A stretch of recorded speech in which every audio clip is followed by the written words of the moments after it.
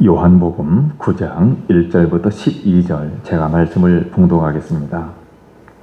예수께서 길을 가실 때에 날 때부터 맹인된 사람을 보신지라. 제자들이 물어 이르되 라삐여, 이 사람이 맹인으로 난 것이 누구의 죄로 인함이니이까? 자기니까 그의 부모니까? 예수께서 대답하시되 이 사람이나 그의 부모의 죄로 인한 것이 아니라 그에게서 하나님이 하시는 일을 나타내고자 하심이라. 때가 아직 낮음에 나를 보내신 이의 일을 우리가 하여야 하리라. 밤이 오리니 그때는 아무도 일할 수 없느니라. 내가 세상에 있는 동안에는 세상의 빛이로라. 이 말씀을 하시고 땅에 침을 뱉어 진흙을 이겨 그의 눈에 바르시고 이르시되 실로암 못에 가서 씻으라 하시니, 실로암은 번역하면 보냄을 받았다는 뜻이라. 이에 가서 씻고 밝은 눈으로 왔더라. 이웃 사람들과 전에 그가 거리는 것을 보았던 사람들이 이르되 이는 앉아서 구걸하던 자가 아니냐.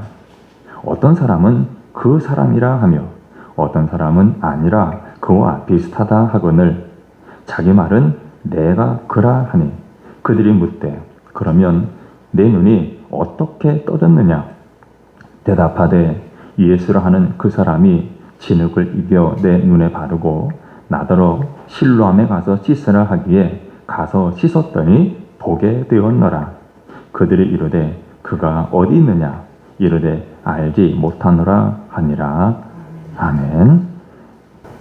오늘 본문인 요한복음 9장에는 태어날 때부터 맹인이었던 한 사람의 이야기가 기록되어 있습니다. 그는 절망 속에서 살아가던 중에 예수님께서 베푸신 놀라운 은혜로 세상의 빛을 다시 보게 되었습니다. 이 시간 오늘 이 사건에 주는 의미가 무엇인지 살펴보면서 함께 은혜를 나누도록 하겠습니다. 자, 오늘날 예수님께서 제자들과 길을 가시다가 날 때부터 맹인된 사람을 만나셨습니다. 자, 이때 제자들이 예수님께 물었습니다. 어떤 물음입니까? 2절을 보면 이 사람이 맹인으로 난 것이 누구의 죄로 인함이니까? 이 사람이 날 때부터 맹인이었는데 도대체 누구의 죄 때문입니까? 자기 때문에 그렇습니까? 그의 부모의 죄 때문에 그렇습니까? 라고 묻습니다. 이와 같은 제자들의 질문에는 당시 유대 사회에 깊이 뿌리 박힌 사상 그리고 신학적인 이해까지 반영된 질문입니다. 무슨 말이냐면 오늘 우리 사회에서도 그런 경향이 있는데 당시 유대인들은 고난이나 질병, 여기는 반드시 원인이 있다는 거죠. 고난이나 질병은 어떤 죄의 결과다. 죄 때문에 고난을 당하고 죄 때문에 질병을 얻게 된 것이다. 이런 생각을 갖고 있었습니다. 그래서 누군가 병에 걸리거나 장애를 가지고 태어났다면 그것은 그 사람이나 아니면 그의 부모가 지은 죄에 대한 하나님의 징벌이다. 이렇게 여겼습니다. 특별히 지금 제자들은 이 사람이 선천적인 병, 그러니까 날 때부터 맹인으로 태어난 것이기 때문에 그들에게 궁금증이 생겼습니다. 그렇다면 어떻게 태어나기도 전인데 죄를 지을 수 있겠느냐라는 것이죠. 이런 의문이 생긴 것입니다. 자, 그런데 당시에는 태아가 모태에서 죄를 지을 수도 있다. 이런 사상들을 갖고 있었고 뿐만 아니라 윤회와 같은 이방 철학적 개념이 유입되기도 했기 때문에 본인의 죄냐 아니면 그 부모의 죄냐 이런 식의 질문이 가능했던 것입니다. 결국 제자들의 이 질문, 이 사람이 날 때부터 맹인으로 태어났는데 자기 죄 때문입니까? 아니면 부모의 죄 때문입니까? 누구의 죄 때문이냐는 이 질문은 단순히 호기심이 아니라 고난과 죄에 대한 당시의 일반적인 사상과 또 신학적인 틀 안에서 예수님의 해석을 듣고자 한 것입니다. 이처럼 제자들은 고통의 원인을 죄에서 찾으려고 했지만 예수님은 그 고통을 다른 측면으로 보셨습니다. 무엇입니까?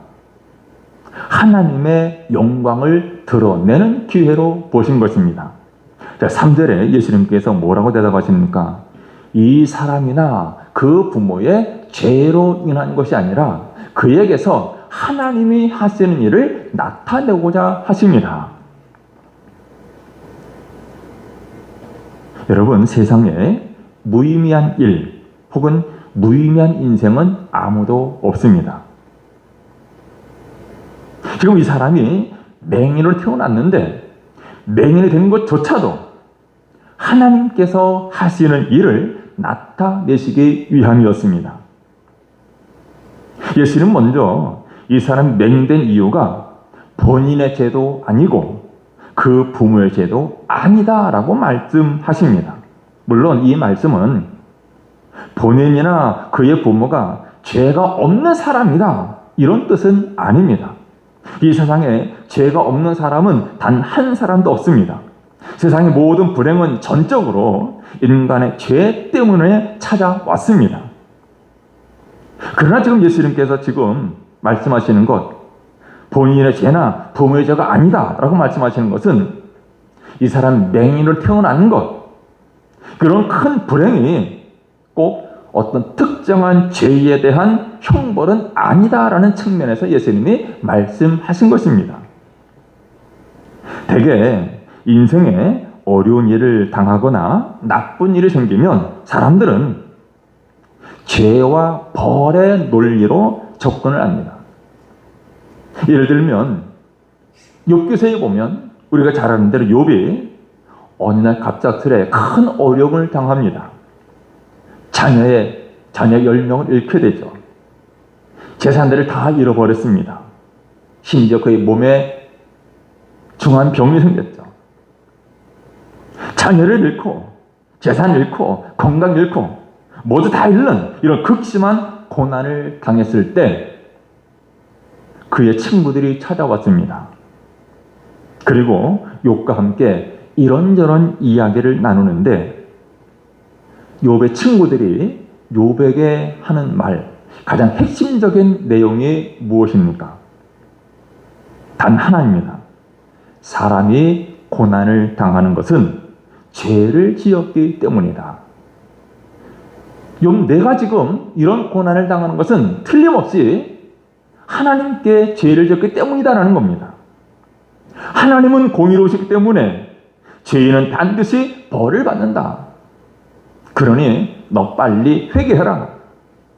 욥을 죄인으로 몰아붙였습니다.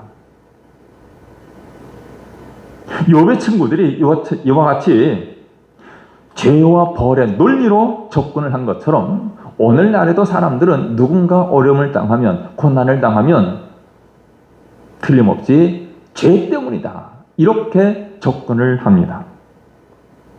그러나 여러분, 사람의 불행은 반드시 죄에 대한 형벌의 의미만 있는 것이 아닙니다. 그 이상의 숨은 뜻이 있습니다.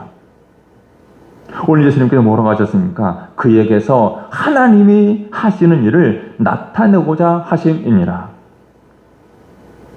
여러분, 하나님은 우리의 불행을 통해서 하나님 당신 일을 나타내기도 하십니다. 오늘 주님께서 말씀하십니다. 너를 통해서 하나님의 일을 나타내려 하신다. 여러분, 하나님께서 여러분을 통하여 하나님의 일을 나타내시는 것을 믿으시기를 바랍니다. 심지어 내가 어떤 불행을 타고났다 할지라도 그 불행까지도 뭔가 하나님의 뜻을 나타내고 하나님을 보여주는 계기가 될 것을 믿으시기를 바랍니다. 우리 주님은 사물을 보지 못하는 이 맹인 거지를 통해서 하나님의 일을 나타내고자 하셨습니다. 여러분, 기억하시기 바랍니다. 내가 현재 가진 모든 조건들, 지금 나의 모든 환경들은 다 하나님의 일을 하기 위한 것입니다. 심지어 내가 날 때부터 가지고 있는 불행한 조건들까지도 하나님의 역사를 이루는 수단이 됩니다. 그러면 여러분, 어떤 환경이나 조건 때문에 결코 낙심하지 마시기를 바랍니다. 가난하다고 낙심하지 말고, 몸이 불편하다고, 질병이 있다고 낙심하지 마시길 바랍니다. 사업에 실패했다고 낙심하지도 말고, 시험에 떨어졌다고 낙심하지도 말아야 합니다.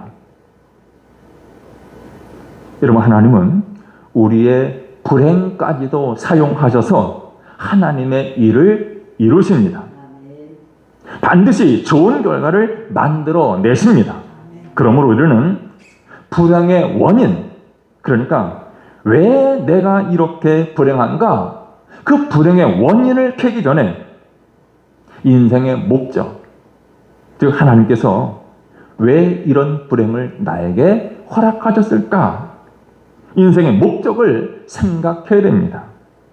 그렇다면 여러분, 하나님은 이 맹인을 통해서 어떤 일을 나타내셨을까요? 하나는 하나님의 능력이 드러났습니다. 예수님께서는 진흙을 이겨서 그의 눈에 바르십니다. 그리고 그에게 말씀하시죠. 실로암 못에 가서 씻으라. 맹인이 순종하여 씻고 나자 놀랍게도 그의 눈이 열렸습니다. 밝히 보게 되었습니다. 여러분, 이 사건은 무엇을 말하고 있습니까? 하나님의 전능하심, 곧 어떤 한계도 없으신 하나님의 능력을 분명히 보여줍니다. 사람들은 이 맹인의 상태를 보면서 저거 다시 보게 되는 것은 불가능하다, 있을 수 없는 일이다 라고 생각했지만 예수님께서는 말씀과 행동으로 그 불가능을 가능케 하셨습니다. 이것은 하나님께서 육체의 질병뿐만 아니라 우리 인간의 모든 한계와 절망을 능히 돌파하실 수 있는 분이심을 보여줍니다. 여러분, 이 맹인의 눈을 뜨게 하신 전능하신 하나님은 오늘 우리 삶 속에 어두움과 또 모든 문제들 속에서도 일하시는 줄 믿으시기를 바랍니다. 그러면 여러분, 우리가 이해할 수 없는 상황 속에서도 하나님의 능력은 제한받지 않으시고 그 능력은 여전히 우리를 새롭게 하시고 회복시키시는 힘이 되는 것을 믿으시기를 제 이름으로 축원합니다. 자, 두 번째, 하나님은 이 맹인을 통해서 어떤 일을 나타내셨습니까? 하나님의 능력뿐만 아니라 더 중요한 것, 그의 영적인 눈이 열리는 구원의 역사가 나타났습니다. 여러분, 이 맹인은 단지 육신의 눈만 뜬 것이 아니었습니다. 그는 점차 예수 그리스도가 누구인지를 알아갔습니다. 자, 요한복음 9장의 내용을 자세히 보면 17절에 이렇게 말합니다. 한번 볼까요? 이에, 그러니까 어떤 사람이 이에 맹인되었던 자에게, 어떤 사람이 맹인되었다는 자에게 묻습니다. 그 사람이 내 눈을 뜨게 하였으니 너는 그를 어떤 사람이라고 하느냐? 그래요. 내 눈을 뜨게 한 사람은 그 사람이 어떤 사람을 생각하느냐? 그가 대답하죠. 선지자입니다. 그 사람은 선지자라고 대답합니다. 그런데 조금 더 시간이 지났습니다. 33절에 보면 이 사람이 하나님께로부터 오지 아니하였으면 아무 일도 할 수 없으리이다. 하나님께로부터 오신 분인 줄로 고백을 하고 있죠. 조금 더 지나서 38절에 보면 이르되 주여 내가 믿나이다 하고 절하는지라. 처음에는 이 사람이 예수님을 단순히 선지자 중에 한 사람으로 여겼습니다. 선지자는 몰랐습니다. 그러다 나중에는 하나님께로부터 오신 분이라고 말합니다. 그리고 결국에는 주여 내가 믿나이다 하면서 경배했습니다.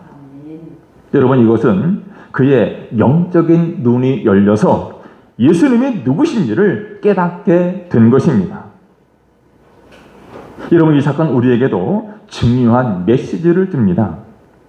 우리도 죄와 세상의 어두움 가운데 영적으로 눈먼 자들이었지만 예수를 만남으로 참된 진리를 보고 믿게 되었습니다. 하나님의 전능하심은 단지 육신의 치유에 그치지 않고 우리의 영혼을 깨우고 구원으로 이끄시는 능력입니다. 여러분, 주님의 능력을 의지하여 날마다 영의 눈을 뜨고 또 예수 그리스도를 더 깊이 알아가는 저 여러분 되시기를 제 이름으로 축원합니다. 자, 이제 4절을 봅니다. 4절을 보면 때가 아직 낮음에 나를 보내신 이의 일을 우리가 하여야 하리라. 밤이 오리니 그때는 아무도 일할 수 없느니라 말씀하십니다. 지금 예수님께서 낮과 밤을 말씀하십니다. 지금 때가 아직 낮이다라고 말씀하시죠. 여기 낮은 예수님께서 세상에 계셔서 지금 사역을 하실 수 있는 기회의 시간을 의미합니다. 예수님이 사역하실 수 있는 그 기회, 낮이라고 말씀하세요. 그런데 밤이 온 것이라고 말하죠. 밤. 여기서 말하는 밤은 이제 예수님의 사역의 기회, 예수님의 사역의 삶이 끝나고 장차 심판 혹은 죽음의 때가 올 것을 상징합니다. 예수님께서는 자신에게 주어진 이 시간 동안 하나님의 뜻을 이루는 일에 집중하셨고 오늘 우리에게도 바로 지금이 하나님의 일을 할 때다라고 가르쳐 주십니다. 그러므로 이 말씀은 우리에게 주어진 시간, 제한되어 있다는 거죠. 시간은 제한되어 있고 언젠가는 복음을 전하고 사랑을 실천할 기회가 사라질 수 있다는 것을 경고합니다. 그러면 여러분, 우리는 지금 이 순간을 소중히 여기고 하나님의 뜻을 이루는 삶에 적극적으로 헌신해야 되는 줄 믿습니다. 5절을 보면 또 말씀합니다. 내가 세상 있는 동안에는 세상의 빛이로라. 이 말씀에서 내가 세상 있는 동안, 어떤 기간을 말합니까? 예수님께서 육신을 입고 이 땅에 계신 공생의 기간을 말합니다. 즉 성육신해서 십자가에 달리기 전까지의 시간, 내가 세상에 있는 동안, 이 기간 동안에 예수님은 말씀으로 또 때로 기적을 통해서 어둠 가운데 있는 세상에 하나님의 빛을 비추셨습니다. 그렇다면 여러분, 예수님께서 하늘로 승천하신 지금 이 말씀은 오늘 우리에게 어떤 의미로 다가올까요? 예수님께서는 세상을 떠나시면서 그리고 세상에 계시면서 제자들에게 늘 하시는 말씀이 있었습니다. 너희는 세상의 빛이라. 너희는 세상의 빛이라 라고 말씀하셨습니다. 그리고 성령을 보내셔서 지금도 교회를 통해서 그리고 오늘 우리 성도들, 저 여러분들을 통해서 세상 가운데 빛을 비추고 계십니다. 그러므로 이 오늘 본문 5절 말씀은 예수님은 여전히 세상의 빛이시고 그 빛은 이제 우리 성도들을 통해서 세상 가운데 드러나야 한다는 사명적인 의미로 우리에게 주어진 말씀입니다. 여러분, 예수님은 세상의 빛이십니다. 그 빛은 2000년 전 한 사람의 눈을 뜨게 했고 지금도 수많은 사람의 영혼을 깨우고 구원으로 인도하고 있습니다. 예수님이 세상에 계셨던 동안 빛이셨듯이 지금은 우리가 그 빛을 비추는 자로 부름을 받았습니다. 여러분, 어둠 가운데 있는 가족들, 또 우리 이웃들, 그리고 세상 속에서 예수님의 빛을 드러내며 사랑하는 여러분 되시기를 주 이름으로 축원합니다. 자, 그러면 이제 우리 주님께서 이 맹인을 어떻게 고치셨는지 조금 더 살펴보도록 하겠습니다. 자, 본문 6절과 7절 같이 한번 읽어볼까요? 시작. 이 말씀을 하시고 땅에 침을 뱉어 진흙을 이겨 그의 눈에 바르시고 이르시되 실로암 못에 가서 씻으라 하시니 실로암은 번역하면 보냄을 받았다는 뜻이라. 이에 가서 씻고 밝은 눈으로 왔더라. 아멘. 예수님께서 어떻게 이 맹인을 고치셨는가? 먼저 땅에 침을 뱉어 진흙을 이겨 눈에 바르셨습니다. 여러분, 우리는 왜 진흙인지, 또 왜 예수님께서 침을 뱉으셨는지, 왜 실로암 못에 가서 씻으라고 하셨는지 일일이 의미를 부여하기는 곤란합니다. 어떤 사람들은 여러 가지로 해석을 부여합니다. 침이 어떻고 저쩌고, 또 진흙이 어떻고 말을 하는데, 침이 중요한 것이 아니고 진흙이 중요한 것이 아닙니다. 고대 사회에서 그야말로 침을 눈병에 사용하기도 했고, 또 진흙을 약으로 사용하는 예는 얼마든지 있었습니다. 우리가 쉽게 말하는 민간 요법들이죠. 근데 여기서 먼저 생각해야 되는 것은 바로 주님의 다양한 치료 방법이 있다는 거예요. 우리가 보면서를 보면 예수님께서 어떤 때는 말씀으로만 병을 고치신 때가 있습니다. 말씀으로 고치셨어요. 그리고 어떤 때는 예수님께서 손으로 만지셔서 병자들을 고친 때도 있죠. 오늘 본문에서는 이런 흙이나 침 같은 재료를 사용하시는 때도 있었습니다. 오늘날 어떤 사람들은 적어도 성도라면 믿음으로 병을 고쳐야지라고 말하면서 약도 먹지 말아야 되고 병원에도 가지 말고 그저 교회에서 기도하라, 기도해놔야 된다, 이렇게 주장하는 이들이 적지 않습니다. 여러분, 약도 하나님께서 내신 것입니다. 병원도, 의사의 손길도 하나님의 치료의 수단입니다. 그러므로 인간의 모든 치료 행위도 결국은 하나님의 소관입니다. 다만 인간이, 의사가 때로 판정을 내릴 때가 있어요. 이것은 의실로 도저히 고칠 수 없습니다. 불치병입니다라고 판단을 내릴 때가 있죠. 불치라고 판정한 병이 있다면 그것은 인간의 지식, 인간의 능력에 대한 범주에서 불가능하다는 말이지 하나님께도 불가능하다라는 말은 결코 아닙니다. 어찌됐든 하나님께서 우리에게 다양한 치료 방법을 주신 것을 우리는 감사해야 됩니다.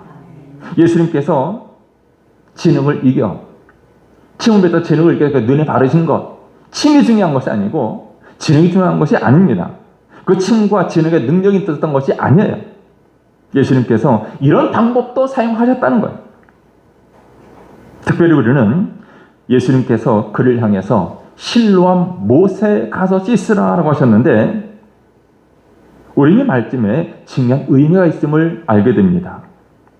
자, 실로암, 무슨 의미입니까? 오늘 본문에도 소개를 했죠. 히브리 말로 보냄을 받았다라는 뜻입니다. 왜 그렇다면 실로암이 보냄을 받았다라는 뜻으로 사용을 하고 있을까? 실로암이라는 이름이 붙은 역사적인 유래가 있습니다. 주전 740년경에 유다왕 히스기야가 있었는데 히스기야 왕 때에 아스로 왕 산헤립이 침공을 해오죠. 그래서 히스기야가 그 아스로 왕의 산헤립, 그의 침공에 대비해서 예루살렘 성 밖에 있는 기혼샘이 있었는데 그 기혼샘에서부터 성 안까지 물을 끌어들이기 위한 터널, 수로를 만들었습니다. 이 기혼샘은 지금도 수천 년 전과 다름없이 물이 철철 흘러나오는데 이 물은 이 히스기야의 터널, 수로를 통해서 자그마치 533m나 떨어진 곳에서 실로암 못까지 흘러옵니다. 지금 기술로도 상당히 어려운데 당시에 저 아래 그림에 있는 것처럼 수로를 터널로 약 한 사람 정도 다닐 수 있는 그 조그만 터널을 만든 거예요. 수로를 만들었습니다.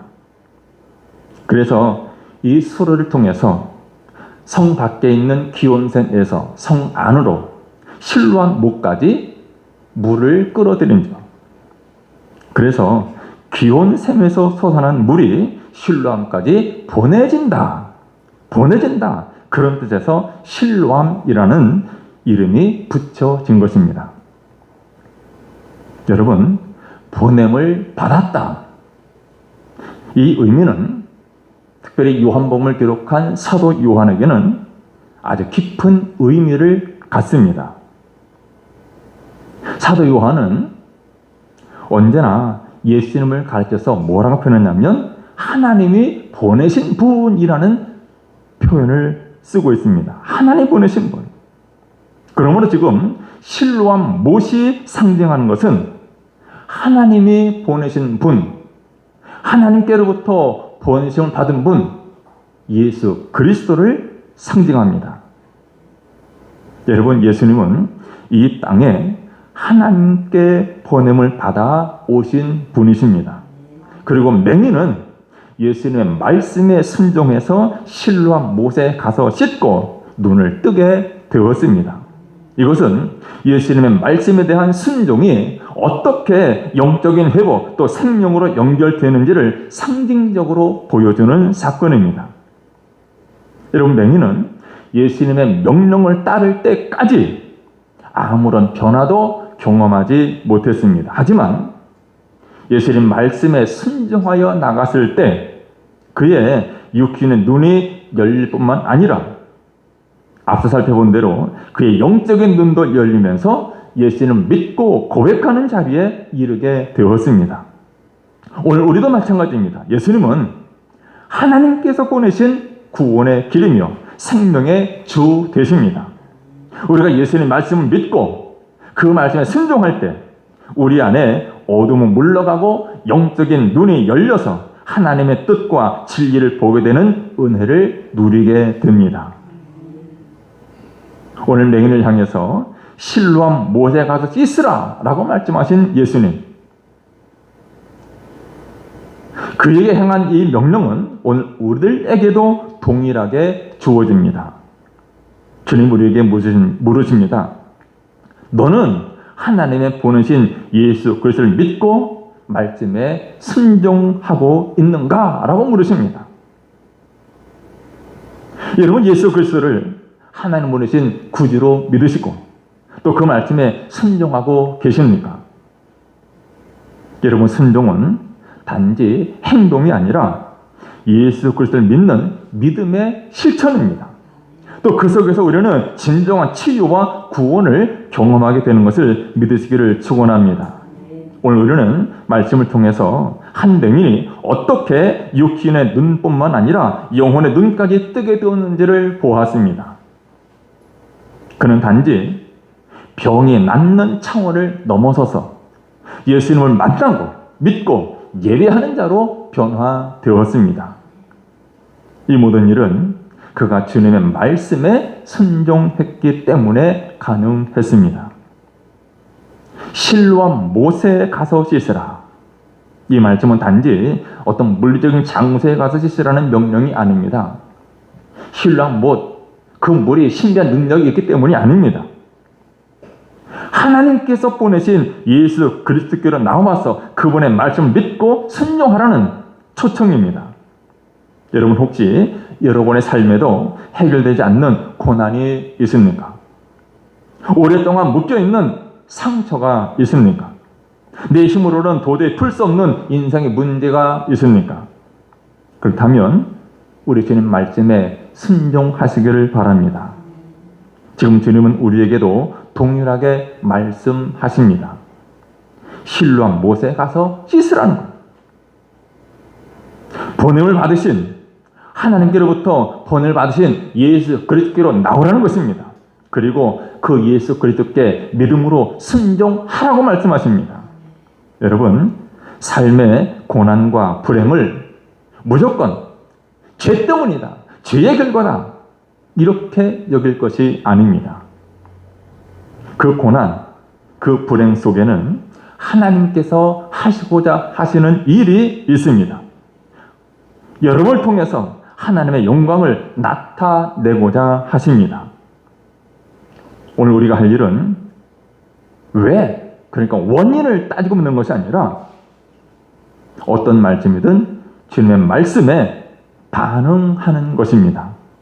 여러분, 삶이 캄캄할수록 또 방향이 보이지 않을수록 예수님께로 더 가까이 나아가시기를 바랍니다.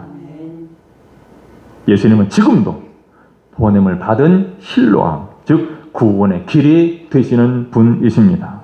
예수님께 나아갈 때 우리의 삶에 하나님의 능력이 나타나고 예수님께 나아갈 때 우리의 영적인 눈이 열리는 은혜가 임할 것입니다.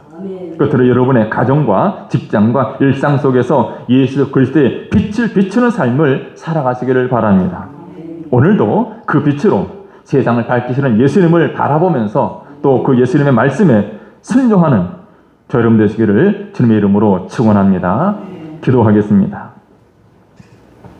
걸어가시고 자비로우신 우리 하나님, 우리의 고난과 연약함 속에도 하나님의 뜻과 계획이 있음을 믿습니다. 때때로 이해할 수 없는 상황 앞에서 낙심하기보다 그 속에 하나님의 영광이 나타나기를 소망하면서 순종하게 해 주옵소서. 맹인이 신랑 모세가 가서 씻을 때 눈을 뜬 것처럼 오늘 우리도 주님 말씀에 믿음으로 순종하여 영적인 눈이 열려지게 하여 주옵소서. 우리 예수 그리스도를 더 깊이 알아가며 주님 말씀 따르게 해 주옵소서. 이젠 우리도 세상의 빛으로 부름받은 자로서 우리 삶을 통해 예수님 빛이 드러나게 하시고 우리 주님 보내신 자리에서 하나님의 일을 나타내는 자로 살아가게 해 주옵소서. 예수님의 이름으로 기도드리옵나이다. 아멘.